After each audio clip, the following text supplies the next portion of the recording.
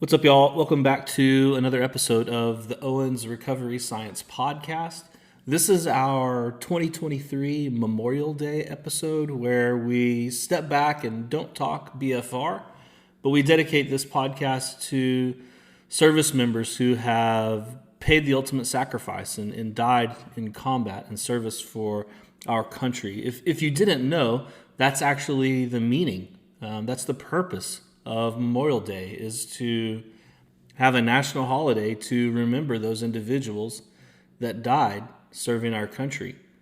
And so we wanted to do our part to make sure that many of those soldiers that have died are not forgotten. And so we invite people on the podcast to come tell their story so that we can remember and learn who they were, what they did, who they've left behind, and kind of say thank you, if you will. This year, although we've alluded to it in other previous Memorial Day episodes, we wanted to try to put more of a focus on the mental health side of combat, of serving our country, of leaving the military and the structure that it provides and those sorts of things. If you didn't know, the suicide rate among veterans and active service members is 5 times greater than that of the general U.S. population. In fact, since we started tracking veteran and active member suicides since 2001, what we've learned is that every year, on average, about 6,000 service members or veterans commit suicide. That's over 120,000 veterans and service members in the last 20 years. That's a big number. It's something that has hit a little too close to home for us at Owens Recovery Science this year in a few different ways, and not something that we're unfamiliar with, but has maybe come a little closer than other times perhaps. And so we wanted to just kind of tackle this head on and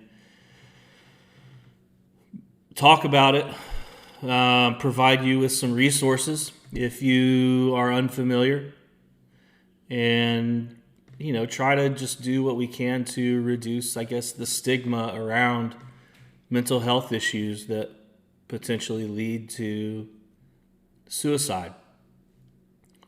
The good news is, from a government perspective, from a Department of Defense perspective, from a VA perspective, our leaders are very aware that this is a problem, and they have dedicated resources in the form of money and jobs and programs and effort to try to help stop this. But like the VA's 43-page document that they published earlier this year on veteran suicide, everyone can play a role in this. If it's just a function of knowing that some of these resources are available and being able to connect someone, or maybe playing more of an active role or donating money. There's lots of options and ways that you and I can just try to help make a little bit of change for the good here. And so I've put together a number of different resources in our show notes for you, from just general groups within the U.S. that are focused on mental health and mental awareness. If you didn't know, May is Mental Awareness Month, has been since 1949. And, that's something I had no clue of. And it's literally been that way my whole life. So there are groups that are just kind of year-round, always trying to provide services to people that need it, from a number of different mental health perspectives.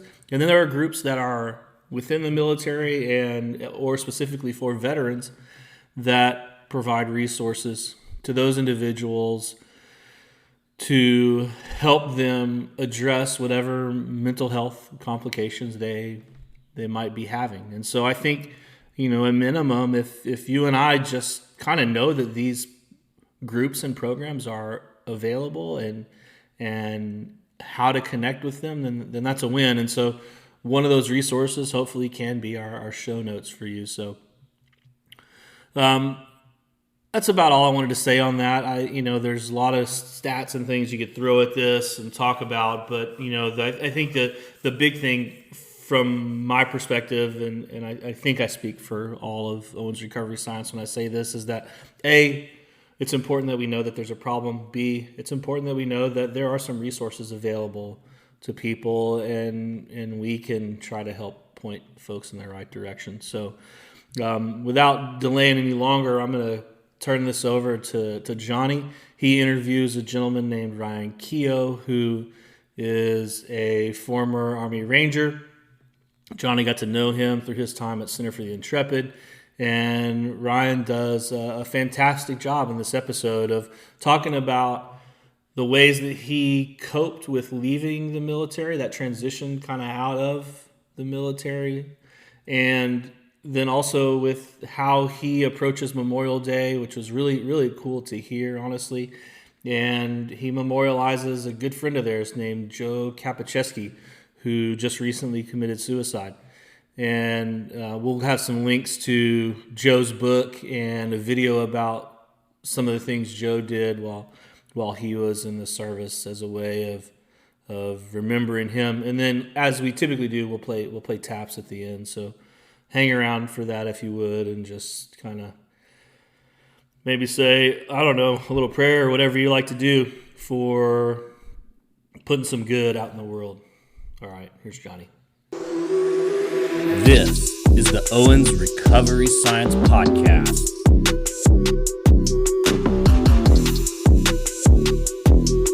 All right. Welcome back to a special Owens Recovery Science Podcast. This is Johnny Owens here, and I've got Kyle Kimbrell here running the wheels of steel in the background. We do this, I think this is our third year, right, Kyle, of doing a Memorial Day podcast. So this is something that is very near and dear to our hearts. This is a holiday that we take very seriously, and a time to reflect, and that's Memorial Day, and not only to reflect on those that have passed in the wars and after the wars, but also just some of the stories from some amazing people as well. And so today I have an amazing person on the podcast. He's a great friend of mine. We became friends when he spent time at the Center for the Intrepid. I was his therapist, so I got to really pick on him a ton, but we became friends, like I did with so many of the folks there, and then along with his family. So I love this guy. He's got an amazing family. He punched way above his weight when he married his wife. I mean, yeah, that is about the truest statement that'll be said today. We always get your Christmas card, and my daughters are like, "Oh my God, they are so pretty about your daughters and your wife every year." Yeah, so. Thankfully, all my daughters look just like my wife. So yeah, it's good. It's good. I try to provide at least a little bit there, but thankfully, the strong genes came from that side. So I think the first Christmas card I got for you, I text you, "Who's the dad?" Yeah. Hey, look, there's, I always say this. I've regularly outkicked my coverage in most of my life, and I continued. I have as well, man. I have as well. Luckily, we have weak genes. The ladies' genes take it over. But his name's Ryan Keough. I'm gonna read your bio directly, just because there's more things in here than I'll remember. But he's from Caldwell, Idaho. He's a Boise State frickin' fan. I remember that, with that stupid blue field they have over there. I was always trying to understand what was going on over there. But he went to West Point and graduated, obviously, from the academy there, and joined the Army. Ryan served in the conventional Army as an infantry officer, leading a platoon of soldiers during a year-long deployment in Northeast Afghanistan before being selected to serve in the U.S. Army's elite 75th Ranger Regiment down there at Fort Benning in Georgia. He's still down in the Atlanta area now. While serving in the 3rd Ranger Battalion, 75th Regiment, Ryan completed multiple deployments in the support of the global war on terrorism, as well as the Ranger Rifle Platoon leader and Ranger Operations Officer. After more than 8 years on active duty, including 3 deployments, Ryan retired from the Army after losing his right leg below the knee. He's received more awards than we could probably count, in decorations, including the Bronze Star Purple Heart Combat Infantry Badge and the Ranger tab. And now he's trying to rule the world in the private equity world. So he joined the corporate workforce in 2013. He worked for one of the largest avocado producers and mango growers in the world. He completed his MBA from Emory University. And now he is with this private equity group, and again, taking over the world. He's got beautiful kids, like I mentioned earlier, 3 daughters. So he's got it worse than I do because I'm just dealing with 2 daughters, but I've got the high school thing going on. So just wait, dude, just wait. It's going to get tough. So little scared, little excited. I don't not which one is more so, but I'm thankful to have a pretty amazing wife and Laura, and then the girls are. They're close in age. We had 3 and 3 years. We call those, we affectionately call that the dark ages in our life. We went from 0 to 3 kids fairly quickly, and grad school, working at the time, and going from 0 to 3 kids. It was quite an interesting journey during those times. Yeah, lack of sleep, and it's amazing how we get through it. Well, enjoy these times. My 2 daughters in high school just got their belly buttons pierced the other day, and my wife was all beat up about it because I gave them the go ahead, but I said, babe, it's better than a neck tattoo. And she was kind of teared up, and she said, no, that's going to be their boyfriends now. I usually have effectively said the matrix of good decision making and neck tattoos are perfectly inversely correlated. Right. There's an inverse correlation. They do not, as one goes up, the other goes down. And so 100%. There's a lot of places you can get tattoos on the neck. I would usually say is not a good idea. Yeah, anywhere above the neck. We called that the tooth to tattoo ratio in physical therapy school. Oh man. So Ryan, kind of all joking aside here, if you don't mind, I know you're such a humble guy. You don't want to delve a ton into your background and injury, but I kind of want to get into your background of joining the military and sort of the story, if you don't mind, of the Rangers, because I think it's so cool, just how the Rangers kind of stood up. And people don't understand that we geographically in the U.S. there's the regiments are kind of in different spots, as well as kind of how they deal with things around the world. They also kind of, let's get into more Memorial Day, and then we have a huge tribute to someone that was someone that we really, and man, looked up to a ton. It really hurt us this year when this person passed. So I mean, I was originally from Boise, just outside of Boise. My parents are, outdoors was why we ended. My parents, moved from California to Idaho. It was, they always say they affectionately call them big hippies from the 70s, but they're my dad is a super competitive triathlete and outdoors. My mom is, I would say, the quiet athlete of the family, so she just goes out there and works, and still like pulls my dad around everywhere when they're in their 70s, riding their bikes around Europe.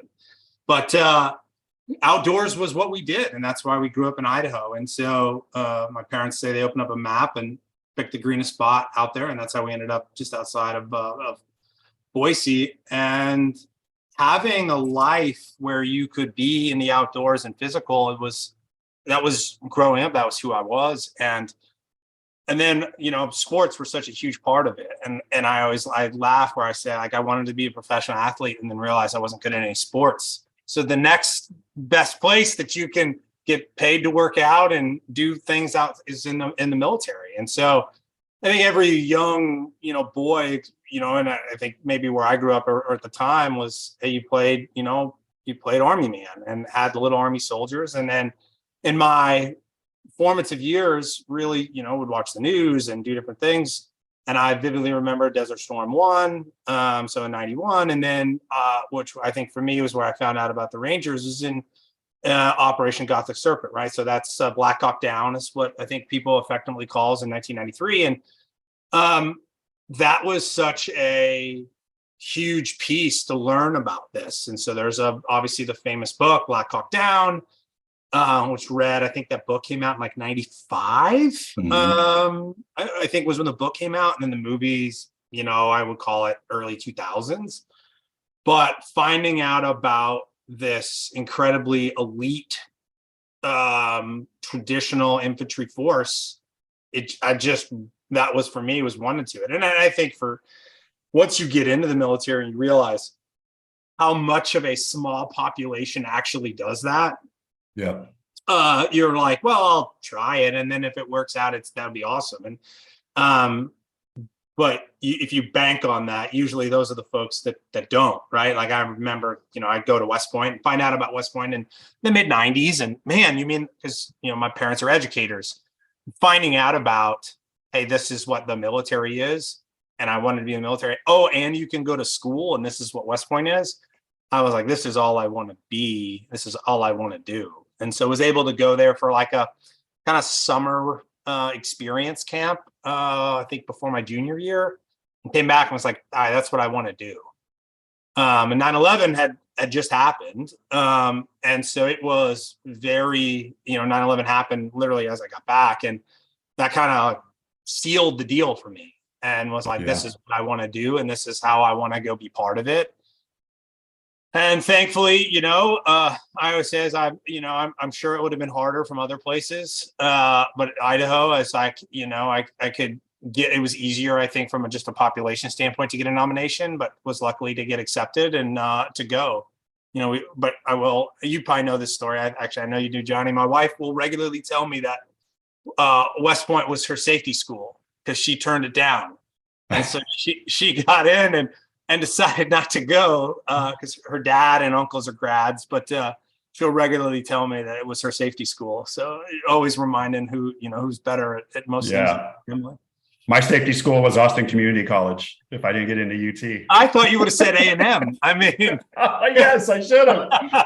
That was below Austin Community College. I have such a good friend here locally now, and he's a big Longhorn guy, and he won't even refer to them as a college. A&M. So, but so that was kind of what I wanted to do. And when I was in at West Point, and you've got to compete for what you want to do in the Army.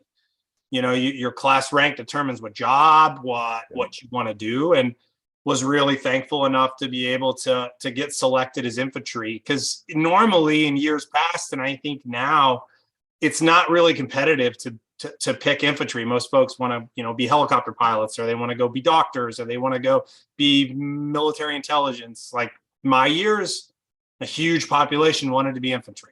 That was why you joined after 9/11. Like that was a 9/11 thing, right? Yeah, and so it was super competitive. And we joke now, and then and so like when I was there and we pick infantry, all of my friend group, this is how I ended up. This was like what I always say signifies. Most people compete when you go compete about what unit or what place you want to post.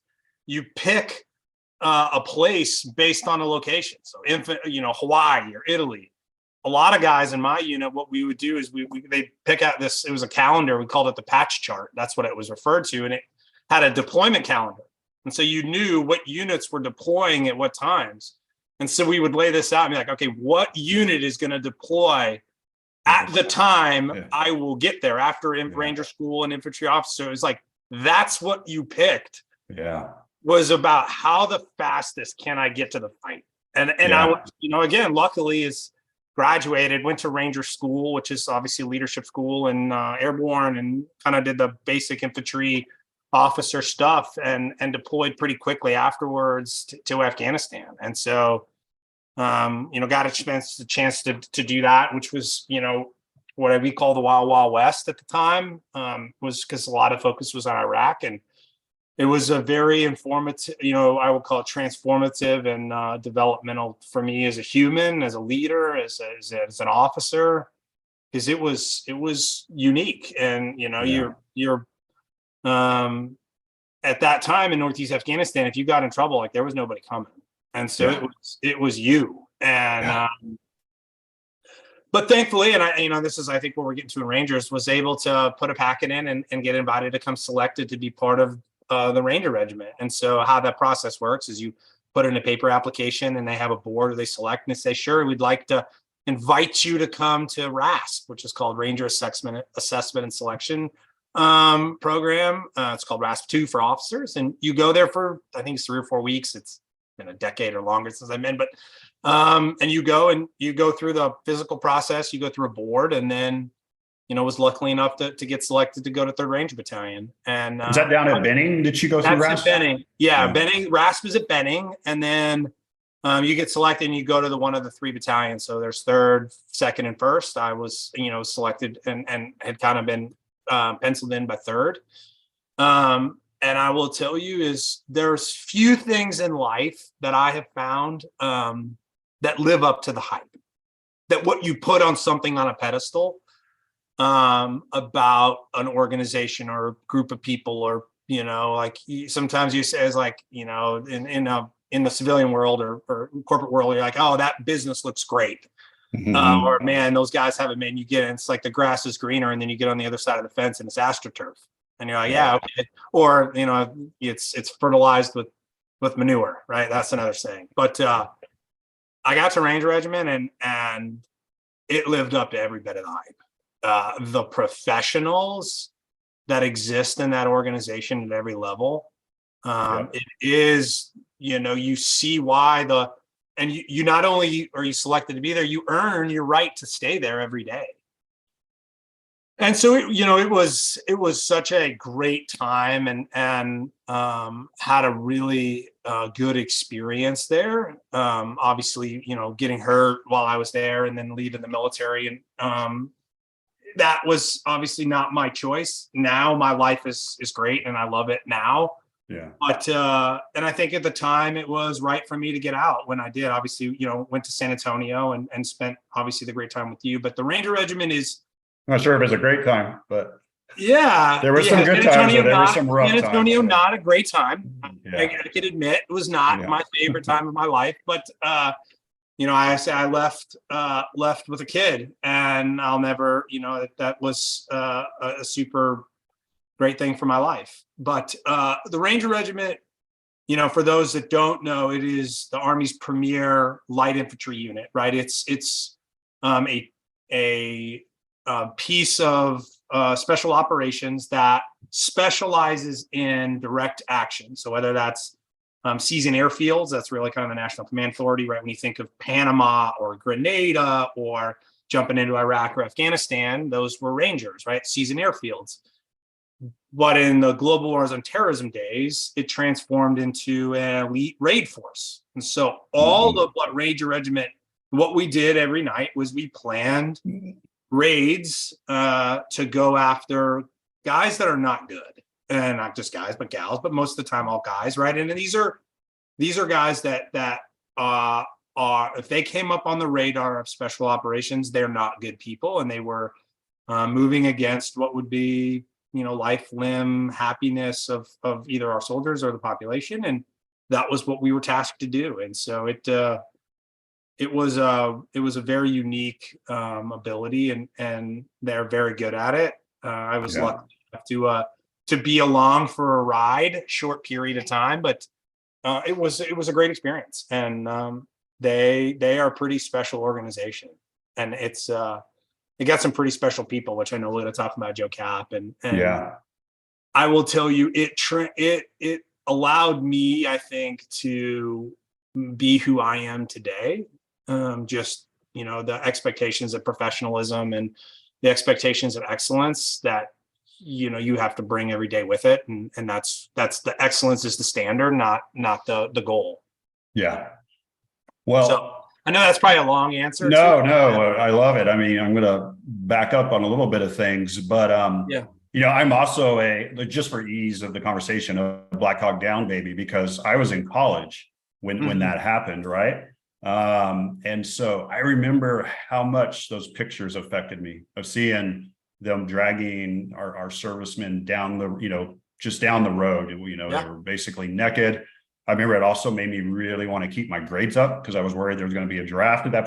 That was the first war forever. I was like, oh shit, my dad was right. I'm gonna be in the service. But I do remember that was just like wow. And then I read the book. Yep. And then that was the first. I was like, what, this Ranger thing is crazy. And then kind of want to get into how you guys kind of work hand in hand with the I think we can say their names at this point in time. I remember my Yes. boss always said, you don't say their names out loud, but working with the Deltas, and then Black Hawk Down came out. And if you haven't seen that, I mean, that's a great movie, and just seeing how Rangers are as well as the Deltas. Black Hawk Down is one of, and it's even my girls at this point know it. I people that I work with, and they know, and it's one of the few TNT. It's one of those movies that are on TNT that I have to, if it's a Saturday afternoon, Black Hawk Down, it's like, well, I know what I'm doing today. I know. I know what I'm getting into. You cannot turn, if it's on, you cannot walk away. I mean, you have to watch it. And dude, it's got like, now when you watch it, you're like, it has every like male stud looking dude in the world. And from Tom Hardy, like, I know, Eric Bana, right? I mean, the geeky dork is Ewan McGregor. It's like that's how many studs are in it. And I'll go back to also, I've been lucky enough to go to all the Ranger battalions and Delta and all that. I would get to go visit. Dude, when you leave these Ranger battalions, I felt so pumped up and like, God bless America. Like, there's something they pump in the air there. I'm like, this is just. It is also the most competitive place that I've ever been. It is, yeah. I did not think it could get worse than like my friend group at West Point. No. But no, it'd be like, but Kyle, they wear basically underwear for shorts. That's the only problem I have with the Rangers. They call them Ranger panties. Ranger panties. No, but it would be like, well, I'm going to be here at 5:30. And then the next day it's like, well, I'm going to be here at 5:25. And then I'll be here at 5 o'clock doing push-ups. So like, and it's the culture that is bred there. Yeah. And you're right. There's all the good and all the bad that come with it, but it creates such a infectious culture of excellence that is really, I have never seen anything like it. Obviously my good friends left Ranger Regiment and gone on to other, very specialized mission units.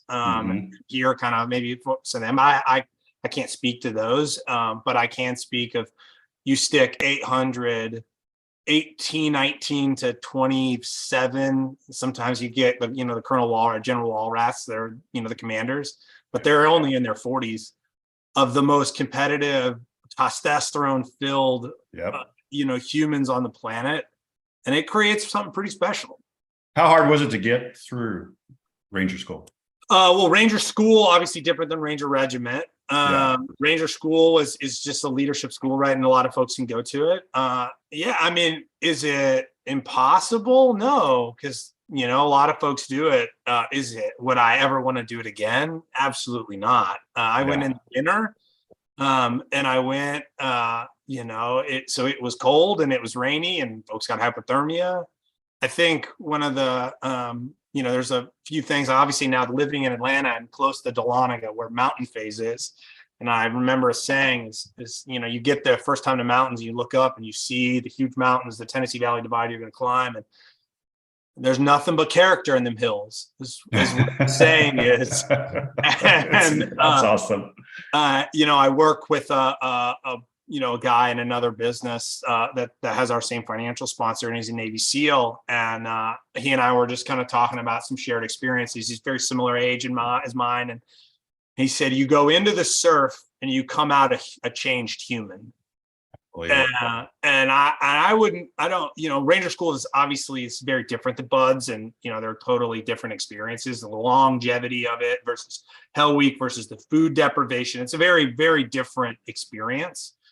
But I still think it's the same way. You're just different. And in terms of what you can push yourself to, what you find very differently around what the difference between pain and discomfort is. And if anybody I think you taught me that more than anybody in my life, is there's a difference between pain and discomfort. Yeah. When you're learning and going through rehabilitation after a major injury, it's, hey, what is pain and what is discomfort? Because discomfort is good and pain is not. And right. I think where you got to learn.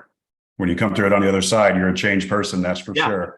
Yeah. I remember being down in San Diego and just looking at their Buds training, and we didn't get to see it because it was going to be the next morning, but they had this giant rope that went from one end to the other. It was like 80 feet in the air on these two towers. And at the end of all this like crazy stuff, they would have to get on that rope and scoot across the rope. And Ryan and I were there. We're like, so what do y'all harness them in case they fall? And the guy goes, oh no, man, we don't harness them in. There's sand below them. We call them lawn darts. If they fall, they just go down and their legs are sticking out of the sand when they're done. Like, yeah, this is a different world than what I'm used to. They'll figure it out. Yeah, I want to clarify too, and I did misspeak, because this is something that gets confused to people. People who go through Ranger school, they're like, I'm a Ranger. You hear this with some of these politicians, versus, they're like, I got my tab, versus I actually went through regiment. Can you just clarify that? Yeah, and I think some folks, there are some folks that still kind of beat their chest around it. At the end of the day, like it's a way around it, right? And now I will tell you, there's a very different pathway of Ranger Regiment. As I always say, hey, once you put on a tambourine, that's a different life, and then you live it. You've done different things, there are two very different aspects of it. Not to discount one or the other, it's just they're different. And people, if you watch Black Hawk Down, we see Rangers and Delta, or these tier 1 kind of groups working very close together. Can you speak onto that relationship, how those missions kind of work? Yeah, again, it's probably totally different than it is now, but they work really, we would work with a lot of different units, whether it's a SEAL unit that exists, or it's a Delta unit that exists, or, there are some other ones out there, right? And we all have different, like what we bring to bear to the fight is very different, right? It's, there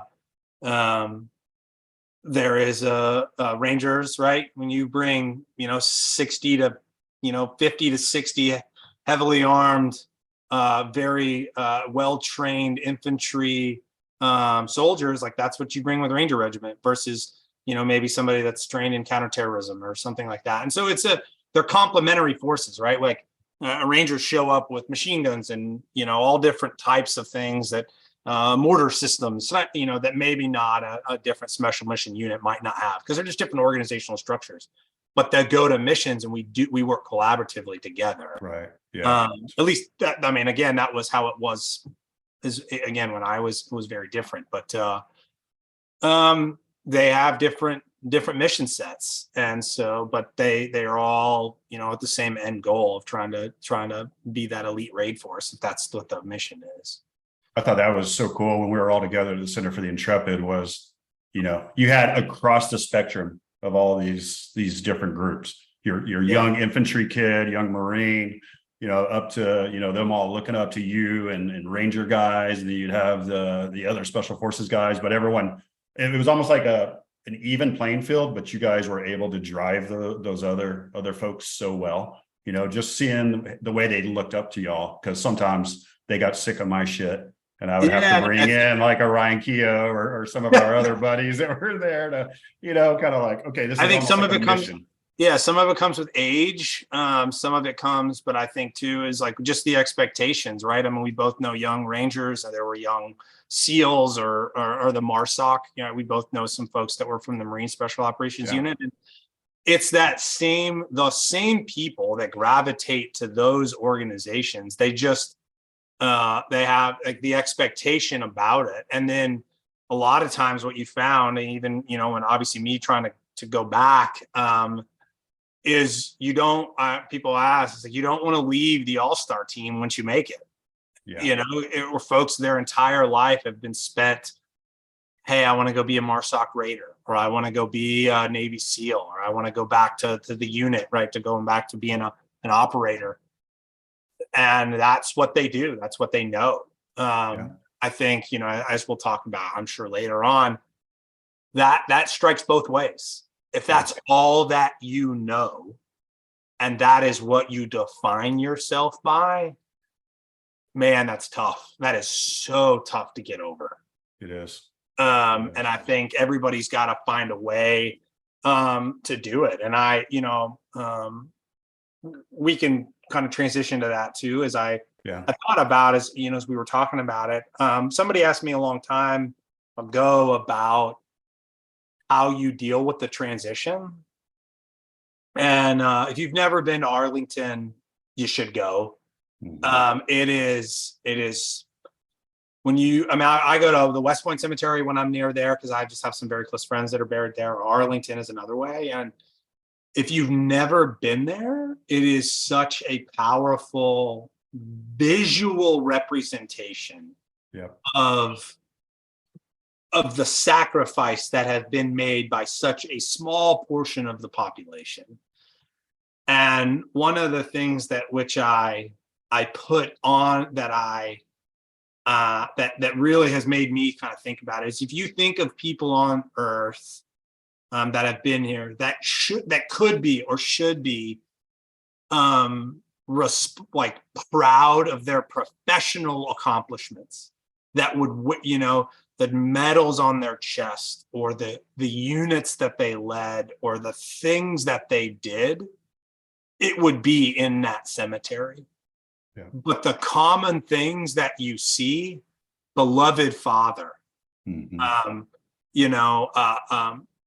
cherished husband, friend, those are the things that they wear on their head, right? It is, and that really kind of impacted me. It was like, what matters? And like, what am I like? What do I want to be defined by?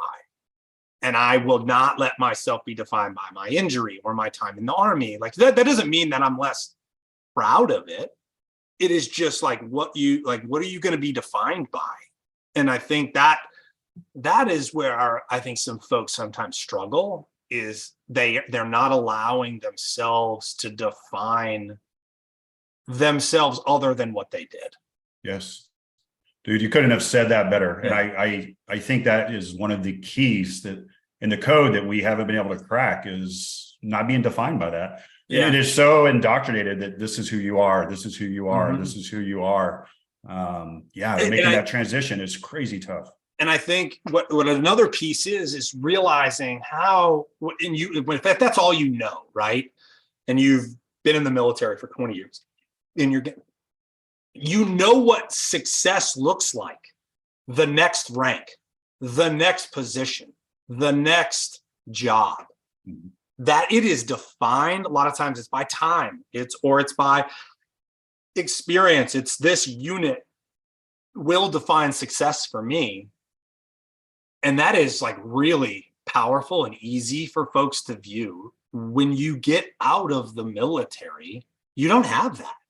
And so you have to define your own success. And for me, I've struggled in ways of saying, like, where I'm, I'll get a huge, if I'll take a new role or get something here, and I'm like, man, I do not believe I can be successful. And like that self-doubt of, Jesus, this is hard. I've watched a lot of people fail. And I think what you get to is you got to define your own success. Because I had, somebody kind of give me some feedback when I was really struggling. He said, look, your problem is you have a view of success through one lens, and that's excellence. That's it. It is, if this is the goal, it is a pass or fail. There is no other thing other than excellence is success. But what you have to help redefine is, like, you get to define excellence, by the way. And that was what he told me. It was like, it's time and resources to achieve the mission in which you have at stand. And so if you get to define excellence, and I think people struggle, that's another aspect where people struggle, is they're like, I'm not successful. I don't know where the next move is, or I see these other people doing these things that I'm not doing. And that is such a deflating for somebody that has had such a defined success. So when you take that and you lose your identity, for a lot of folks, again, this is how I've viewed it. So I'm not saying this is Ryan Keough's opinion, but it is, I think that's where a lot of folks really struggle. And it's not that I haven't struggled at times, but like I didn't allow myself, and I didn't have a partner in Laura that would allow me to. Yeah. And it was like, hey, I get out and I have 3 kids in 3 years, and it's like, no, you are a dad, and this is what we do here. And this is, we're successful. Like, this is what we are going to do as a team. And that helped me. I also, that's been huge. And I think that's where when I call it the good, the bad, the ugly of getting out of the military, is you have that is like those sometimes hit people with just, it's a brick wall for some folks. For everyone, Yeah. I mean, it's hard. Yeah. Yeah. Well, and excellence is life or death when you're in the Yes. military almost, you know, and so it's easy to say, like, I'm going to put everything into this. And like you said, how do you redefine what excellence is going to be for you at this point, when it could just be, this is just to get a promotion in this Yeah. job, and they're almost looking down on it. But it's like, man, you gotta, again, there's way more that defines you. And the dad, the father, all of those pieces were such huge game changers for guys like you and so many other of our folks that we saw that succeeded. Yeah. Was that, I mean, I always would tell the spouse, you are the key component here. Oh Like, yeah. Yeah. That is the anchoring, you know, it was such an anchor for me there. It's been an anchor everywhere. Is like, you know, it's you, I mean, I think you guys know this too, is picking the right spouse, a partner, is probably the most important decision you'll ever make. It is. And you know, and I think that is where, you know, for me, it's helped me be successful and help me and that transition out of, right, there is no end. There is what even in the military at times, there's end lines, right? There's finish lines. I'm going to finish command and then I'm going to go do something else. In a, you know, in the civilian world, there is no finish line. I know. The journey is the entire aspect. That is the race. Yeah. And you know, there's the accreditations. Oh, I got this badge, that means I can do this. Like, that doesn't exist. Yeah, I know. I wish it did. I would too. I would win my email badge every day. Woo! You answered 20 emails today. Exactly. And I think that those are, but I think where the balance is not allowing the military to define you, but not allowing you to lose the things that are special about you, it, and what it did for you. Yeah. And I think that's where, like, that's a constant, I would say, like, back and forth for me is, you know, if you've ever done a DISC personality, right? The high D, the drive. I'm about as high, like there literally is no higher D on a DISC for me than that exists. But knowing is like, that has equal ramifications the other way. Right. And being aware of it. Yeah. And those are all like aspects that I think people deal with in the transition. Hopefully this is, you know, what we wanted to talk about, and, you know, kind of piece. The awesome. Transition is what worked for me.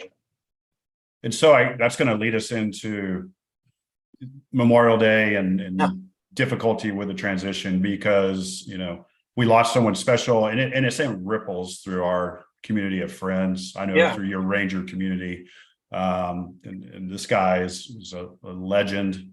And you know, I don't want to, I know it's hard for you to even talk about it, but if you want to kind of give the backstory of Joe Cap and how we found him. You know, Memorial Day at first is, you know, I don't view it as a holiday that can't be celebrated. And some people do. They're like, it's a sad day. And it is. But it is meant, like, I view it through, we get the opportunity to celebrate the sacrifices of people and folks that have made such an impact on me and community and our country. And I use that. So that's the thing we were talking earlier. Like, I'm looking forward. We leave tomorrow for the beach. We're going to go down to South Carolina to the beach. And I do a thing and this will now be the 4th year in a row that we've done it. And I'm going to make it a tradition, is I literally like put together a presentation. Like, this is the nerd, like work nerd in me, about a friend or a soldier, ranger of mine that passed away. And I make a slideshow presentation. This is who they are. This is where they're from. This is what they did. This is where they grew up. Here's pictures of us together. Here is where they died. This is what they were doing when they died. and it puts a face and a name. It puts my way I described it. It puts an address on Memorial Day. Yeah. And my girls have like ingrained this now. And so they go into Memorial Day and they're like, who are we celebrating this year? I like, Daddy, tell me about who we're celebrating this year. Wow. And I'm like, we're going to find out about it. And like being able to like put an address to Memorial Day, not only is it helpful for me and it's like, therapeutic, right? Because I get to like dig up old pictures of like me and this guy together, and I'm like, holy smokes, I was in shape. Like, what happened? Yeah. or B, and then just like you get to like it's therapeutic to like think of the good times and not what has been very hard is looking at the things that they missed out on. Like a guy that we did last year, such a very close friend of his name is Jay Jones, who's my West Point classmate and was in 7th Special Forces Group and was killed in Afghanistan in 2000 and I believe it's 2014. And it was incredibly tough for me to think about. He didn't get to be a dad. And he didn't get, like, the world didn't get to see how unfairly it was of how good he was at everything, how smart he was, how athletic he was, like the things, like how it was annoyingly good at everything. And the world, we missed out on that.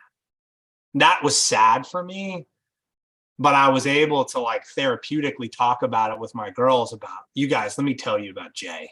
And like, I got to tell you some funny stories. And my wife, Laura, gets to sit there about, we had him and our other friend over for dinner one night. She's like, I just had to listen to you three idiots just make fun of each other for an hour and a half.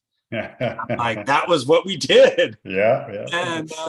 And so, but that's how I use Memorial Day. One, like, I'm always like, for me, I will never work on a Memorial Day in my life. Like, I don't care what it is. And that is like, you can, when somebody wants to hire me, it's like, yeah, that's great. I'll do that. Except if it's on Memorial Day. Like, I will not, that is one, I'll work on Veterans Day.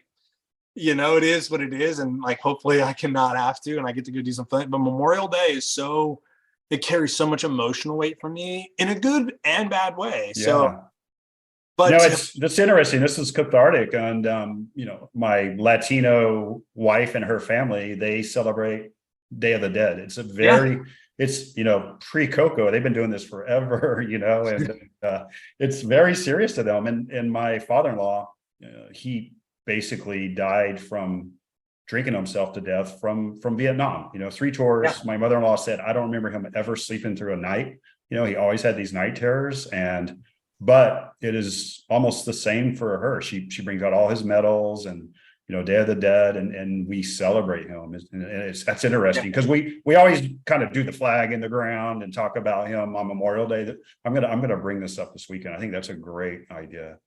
And it's such a great way of like, one, like forcing myself to like go look at pictures and go look at and like think of memories. Mm-hmm. I always say sometimes like time itself, it's like a sine wave, right? Like, it's easy and then it's hard and then it's easy. And, it's like, because you get to view, at least I do, view these sacrifices through the lens that I carry with me today, right? It's like, I look at like incredible men and women that don't get the opportunity to experience the things that I've gotten to experience. And that is, I think, has been fairly sad. So I say all that is, around Memorial Day it's such a, and some folks like, oh, don't, it's not a beach holiday. And it's like, look, that is on us to educate people. I don't, where folks will, the difference, the chasm between, the folks that have served and don't serve, it's not because they don't want to know, it's they just don't. Right. And it's hard. like I, especially like moving to Atlanta and being, the social circle of like not around anybody that was in the military. A lot of folks don't even know somebody that was in the military, which is so hard to fathom if that's all you've ever known, right? Like I went to college with folks that went to the military. I went, and it's like, well, my grandfather served in the Navy, and then there was no one in their lives that served, or I knew this one kid in high school 20 years ago that joined the Army, and that's their only connection to it. That's on us, as veterans and the folks that, that know the sacrifice to help educate folks. And shouldn't be like a hammer that you're not celebrating the sacrifices, right? It's like, no. Let me tell you about how awesome this dude was. Let me tell you about the sacrifices they've made. And that's what I try to do. And I try to celebrate it with my girls because it's what matters to me. That's fantastic. Are you doing Joe this year? Yeah, we'll do Joe this year. So, so Joe Cap, man, I'm going to be very proud if I get through this next time out. You and me both, man. I'm being emotional. Man, I don't even know where to start with Joe other than he was, in my opinion, specialty made by God, that people like that, they don't like, that is one of one. And so if the government said, I'm going to make a Ranger out of parts, they built Joe basically. Yeah. So if for those in physical and mental, spiritual, everything, even the look, you just look, it's kind of like when you see this picture of, what's his name? Tillman, Pat Tillman. You're like, yeah, he looks like special. You're like, okay. He had muscles he had muscles in his chin. I didn't even know they had muscles like that. That's Joe, man. But for Joe Kapacheski, for those that don't know who Joe is. So Joe, from just outside of, he's in the Northeast, I believe, just outside of Boston, joined the Army before, right after 9/11, and enlisted to become a Ranger. So Joe, jumped into Iraq, had a mustard stain from jumping in. That's a mustard stain, an award you get from a combat jump. There's only been 3 since 2001. All of them done by 3rd Ranger Battalion, from Special Operations. There's some other folks that have obviously done them, but in 2005 was in Iraq and lost was injured in a grenade attack, and injured his leg, tried to have limb salvage, and it ended up being an elective amputee. And so when I showed up the Ranger Regiment in 2009, 2009, 2010, Joe was a newly promoted platoon sergeant. So it was the second in command of a platoon, right? It was the senior NCO of a platoon. And I believe had done like 4 or 5 deployments post amputation. Yeah. And he was a RASP instructor, which is like for the RASP 1, the enlisted guys. And the aura that Joe carried around, because of he was a physical freak of nature, where we would work out together and go on runs, and he had 1 leg and I had 2, and I could not keep up. Yeah. Sub-hour 10-miler with a prosthetic. He ran on a Pathfinder, which is like this walking prosthetic. Yeah. He ran 5 miles in under 4 minutes in a prosthetic that is not designed to run. Yes. Like that, if you told the manufacturer of that, they couldn't fathom that somebody could do that. Yeah. And he had just an outlook of life that there was no obstacle that he could not overcome. And I think people, we see pictures of these service members missing a limb, in a prosthetic and in their uniform. You're like, oh, these guys are just all redeploying and doing stuff like that. That is not a common thing at all. It's extremely rare. And he was the first to be able to do it as a Ranger. Correct. Did a total of 11 deployments with or without his limb, which is I believe he did nuts. I want to say he did 7 after, And like, I mean, literally, like at one deployment that we did at the same time, like he took, like he would always carry an extra leg. Like he took shrapnel and a prosthetic. Like, you know, he Bronze Star with Valor for carrying a guy off the battlefield. Like, I mean, just, and I think that story is amazing. You know, yes. that he's got a prosthetic. He's back out as a ranger. A ranger gets shot in the battlefield and fire everywhere. And who runs out and drags this guy back with his prosthetic? Like it's nobody's business. Yeah. Is Joe. I would tell you, you know how mad he would be that we were talking about him wearing a prosthetic right now. I know. But, and I think, you know, when obviously with when I got hurt, and I remember him walking into my hospital room and being like, "What's wrong with you, man? Let's go. We got things to do." And I think for him, like having that connection that I had with him allowed me to know it's going to be okay. And like, I'm going to get through this. And like, that is such an infectious way of viewing. Like, I remember when we went to the Boston bombing and people are like, "How'd you get here?" I'm like, we got on a plane and drove. And they're like, "You can drive?" I'm like, "Yeah, dude, like I can definitely drive." But it, like, when I, experience is like, Joe could do everything I could do better than me before my injury. And I will tell you, Joe was an incredible father of, two young boys. And this year, I think got out of the military a number of years ago, did retire, did some other stuff with the government for a while. And I think ultimately continued to struggle with some demons, and unfortunately took his own life this year. And it, I think it would have been, I think struggle with it of knowing that I probably should have been there for him more. Ultimately, folks are that's a battle you have to deal with internally. And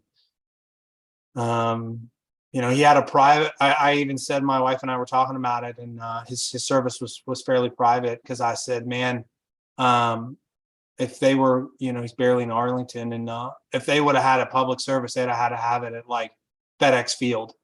Yeah.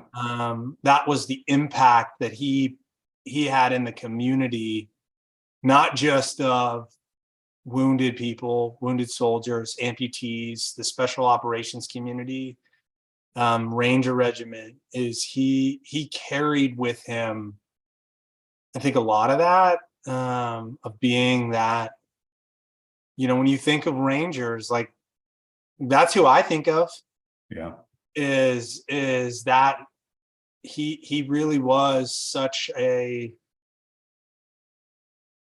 powerful, symbol. And man, I think obviously the worst tragedy is the fact that you get two boys that don't have their dad, and Kim that doesn't have her husband anymore. But man, we're all at a loss because he's not here. Yeah.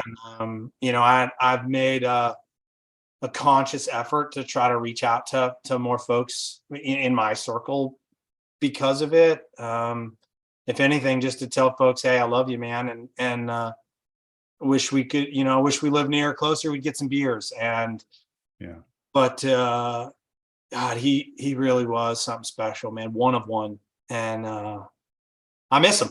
And I thankful for everything that he did for me, and whether he knew it or not, and what he meant to me, whether he knew it or not. And I tried to tell him, and we'd get together, and we'd have beers, and we'd talk about random thing. I mean, he was super special.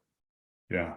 Well, and I think this is Mental Health Month in May. And also we want to point out for Memorial Day that it's not only for those that you might think it's just on the battlefield. The battle is continuous lots of times. And you've done such an amazing job with yourself with this. But, you and I both know lots of times if I see a text come up from you or from anyone back in these days together, I'm really nervous because half the time it is bad news like this. And I can't tell you how many times I'm just like, no fucking way, Joe. Like, and then you feel like you said, you feel like an ass because you're like, dude, they got it so together. It's always like, Yeah. like And I should have done something, I had another very close friend of mine from the Army that we went to West Point together, and he was a Ranger, and then he went to another special mission unit, and he died last April, late March, late March of a heart attack. Just a widowmaker, and and then obviously then Joe passed away not too soon after, and I had called two folks to tell them both, and I was like, man, I haven't talked to this person in 7 years, and on both the times that I've called them are about things that I should not be having to tell people. Yeah. And that was when I said, for me, it's like, okay, I am going to make a concerted effort to reach out to folks, even if it is just if I call them and they don't, it's like, look, man, I'm not calling you to say one of our other friends is dead. Yeah. And I think that's been the hardest thing around leaving the military, is knowing how hard it is, and folks knowing that folks struggle, and and thankfully I'm like, I've been out now longer than I was in, which is mind-boggling to me. That's crazy. Yeah, we're old now. Yes, and I've got my first, like, my classmates are lieutenant colonels, and like my friends are like full bird colonels, and like next up to be generals, and like my mentors are multiple star generals retiring, but they all have to leave at some point. And you try, and I think for me is like, what I've tried to do is just be that sounding board of, hey, look, like this is the things you're going to run into. This is hard. And like, because I would say incorrectly did it like most of my things in my life, I've done it my way. And like when I got out of the Army, I just muscled through a lot of things without resources or people to lean on, or things like that. I remember this old Ryan Keough back in the day. It was like, hey, and I laugh. It was like, some people were like, well, how was your transition? And I was like, well, in the 2 years after I got out, I went from 1 to 3 kids, bought 2 houses, moved, went to grad school, and switched jobs. So like, I didn't have a time to think about it, other than these were the tasks at hand and how you get through it. And you still think about it and you still try to get better. Yeah. But that's where I think, there's always try to be better and try to help other folks behind you and say, hey, here's some resources. And I think hopefully we as a military and vet organization have gotten better as well. Yeah. Yeah. Well, man, this is great stuff.